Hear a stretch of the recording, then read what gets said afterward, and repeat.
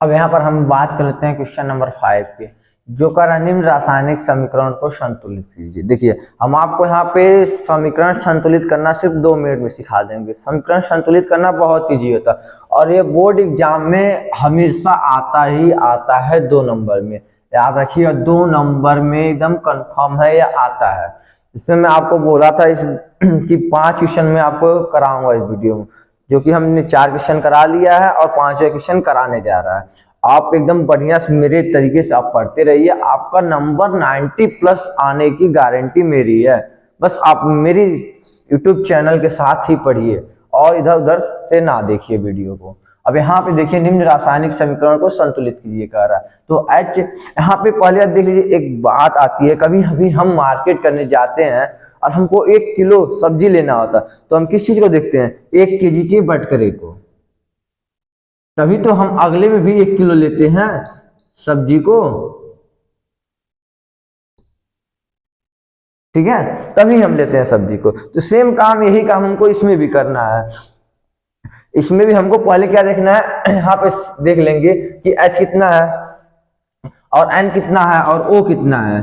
तो देख के उसके बाद यहाँ पे हम एक कॉलम में लिख लेंगे कि H कितना है, तो H देख लेते हैं 1 है, तो H 1 है। N कितना है, तो N भी 1 है। O कितना है, O 3 है, तो O इक्वल टू 3 है। फिर यहाँ देख लेंगे Ca कितना है, तो Ca इक्वल टू 1 है, 1 हो गया।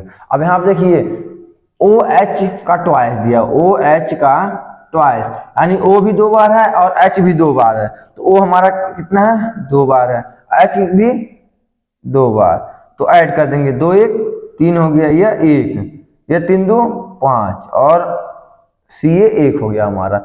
चलिए अब बात हो गया LH का, अब बात कर लेते हैं RHS का। तो Ca कितना है, Ca हमारा 1 है, तो 1 लिख दिया। अब N कितना है, N यहाँ पे 2 है, तो 2 हो जाएगा, N इक्वल टू 2, तो N इक्वल टू 2। O 3 है, अब यहाँ पे 2 है, तो इसका क्या होता है, गुणा हो जाता है, 3 दूना 6, यानी O इक्वल टू कितना हो गया हमारा 6। और H कितना है, H 2 है, H इक्वल टू 2। अब यहाँ पे देखिए O कितना 1 है, तो O में क्या होगा, 1 ऐड हो जाएगा। अब यहाँ पे टोटल कितना आ जाएगा, 1 2 6 1 7 और 2।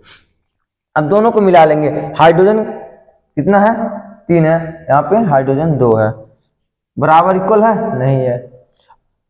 नाइट्रोजन 1 है, नाइट्रोजन 2 है, ये भी इक्वल नहीं है। ऑक्सीजन 5 है हमारा, यहाँ पे ऑक्सीजन हमारा 7 है, तो ये भी नॉट इक्वल। और कैल्शियम 1 है, कैल्शियम 1 है, तो ये दोनों हमारा इक्वल है, यानी कैल्शियम को हम इक्वल कर सकते हैं।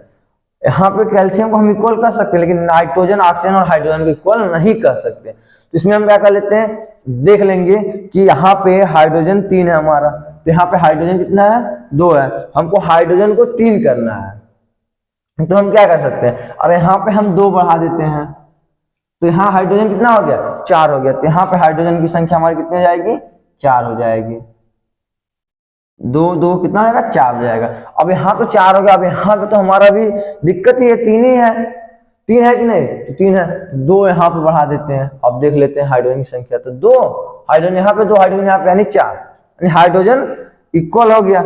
यहाँ का हाइड्रोजन इसके साथ क्या हो गया, इक्वल हो गया। यहाँ पे आपको नहीं दिख रहा सही से, 4 देख लीजिए क्या हो गया, हाइड्रोजन तो इक्वल हमारा हो गया। अब बात कर लेते हैं नाइट्रोजन की। नाइट्रोजन 1 यहाँ पे है, नाइट्रोजन 2 यहाँ पे है, तो यहाँ पे भी नाइट्रोजन क्या हो गया, 2 हो गया कि नहीं, इसके आगे आ गया, तो यानी नाइट्रोजन भी हमारा अब इक्वल है, इसके इक्वल नाइट्रोजन के इक्वल भी हो गया। अब बात करते हैं ऑक्सीजन का। ऑक्सीजन 3 है यहाँ पे, यहाँ 2 है, 3 दूना 6, यानी ऑक्सीजन की संख्या कितनी हो जाएगी, 6।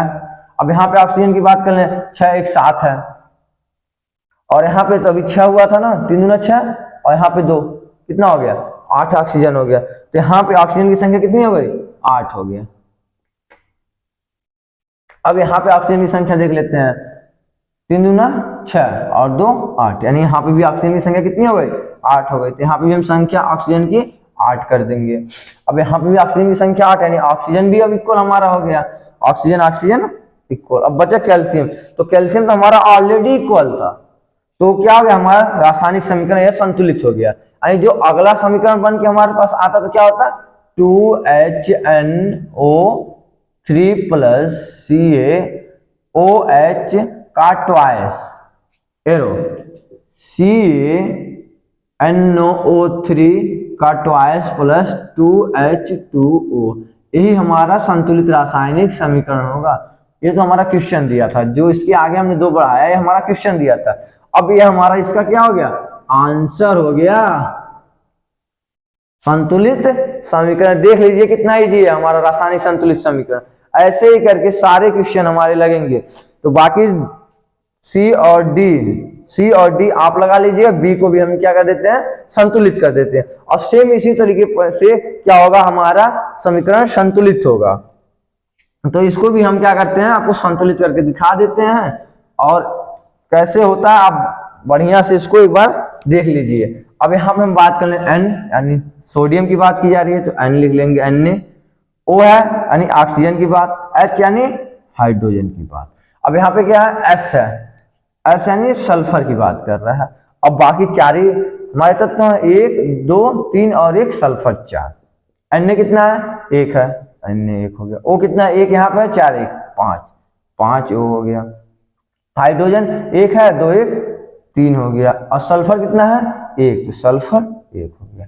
ये LHS का काम हो गया। अब RHS में देख लेते हैं। तो Na कितना है, 2 है, Na इक्वल टू 2 हो गया। S कितना है, 1 हो गया। O कितना है, 4 यहाँ 1 यहाँ 5, यानी O इक्वल टू 5। और H इक्वल टू कितना हो गया, 2 है, तो H इक्वल टू 2 हो गया। अब यहाँ पे जो 2H यहाँ पे 3H, तो इसमें देखते हैं कोई बराबर दिख रहा है, तो सिर्फ हमको दिख रहा है तो सल्फर ही बराबर है। सल्फर क्या है, बराबर है, और बाकी कोई चीज बराबर नहीं है। Na यहाँ पे है, तो यहाँ पे 2 है, तो Na यहाँ क्या करना पड़ेगा, 2 करना पड़ेगा, तो 2 यहाँ बढ़ा देते हैं। Na यहाँ पे तो 2 हो गया, तो एक को मिटा क्या कहते हैं, Na2, यानी 2 Na के बराबर हो गया। अब बात कर लेते हैं ऑक्सीजन, तो 2 ऑक्सीजन यहाँ पे हो गया, यानी 2 ऑक्सीजन यहाँ पे, 4 2 6 ऑक्सीजन। यहाँ पे कितने ऑक्सीजन हो गए, 6 ऑक्सीजन हो गए। अब यहाँ पे ऑक्सीजन की बात करें तो 5 ऑक्सीजन है। अब यहाँ पे भी हमको क्या करना है, 6 ऑक्सीजन को करना है। तो यहाँ पे अगर हम 2 बढ़ा देते हैं तो क्या होगा, 2 ऑक्सीजन और 4 2 6 ऑक्सीजन। तो यहाँ पे क्या हमारा ऑक्सीजन हो जाएगा, ऑक्सीजन की संख्या 6 हो जाएगी। यहाँ पे ऑक्सीजन की संख्या कितनी होगी, 6, यानी ऑक्सीजन भी हमारा क्या हो गया, बराबर हो गया। तो ऑक्सीजन भी हमारा बराबर। अब बच्चा हाइड्रोजन, यहाँ पे 2 हाइड्रोजन है, यहाँ पे 3 हाइड्रोजन है। तो यहाँ पे देखिए 1 2 1 3 आ जाते हैं। यहाँ पे 2 और अब क्या हो गया, 2 हाइड्रोजन और 2 हाइड्रोजन। यहाँ पे अब कितना हो गया, 4 हाइड्रोजन। यहाँ पे अब 3 ना हो के अब यहाँ पे कितने हाइड्रोजन हो गए, 4 हाइड्रोजन। अब यहाँ की बात करें तो 2 2 4 हाइड्रोजन, यानी यहाँ पे अब 2 ना हो के यहाँ पे 4 हाइड्रोजन हमारे हो गए।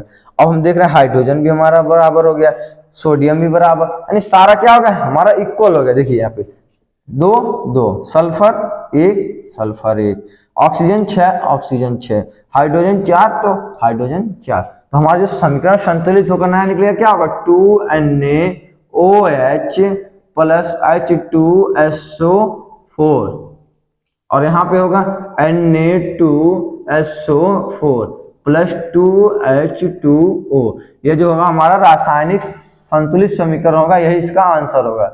यहाँ तो जो 2 हमने पढ़ाया है तो क्वेश्चन का है, ठीक है। तो हमारा ये क्वेश्चन हो गया और ये रासायनिक समीकरण हमारा संतुलित हो गया।